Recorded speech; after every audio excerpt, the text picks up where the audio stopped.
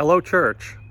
I'm coming to you from the backyard of my daughter's family in San Antonio, so you can tell I'm out in nature among their toys and having a good time.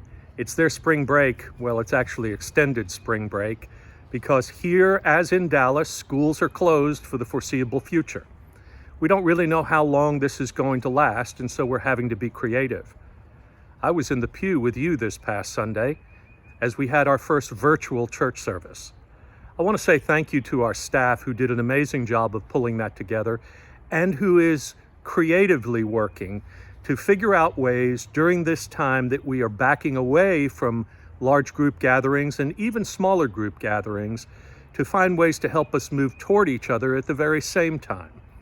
Loving one another sometimes means protecting one another by stepping away, but at the same time, we want to connect and communicate as best we can to stay together as a church. So you'll be hearing more from us about how Sunday worship will look and Bible studies, midweek services, things of that nature. Challenges like these are nothing new to us at Wilshire. We did, after all, go through the Ebola crisis in 2014.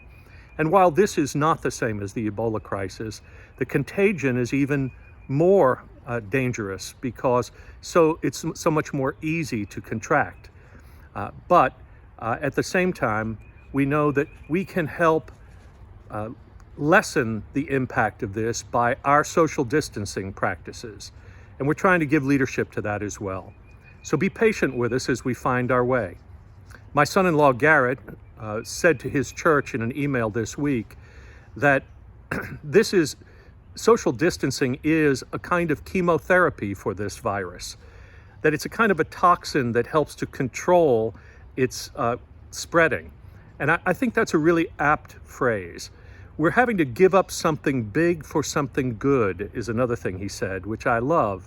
It's a way of saying giving up that big thing of being together and worshiping God for something good, which is caring for and protecting each other and our neighbors.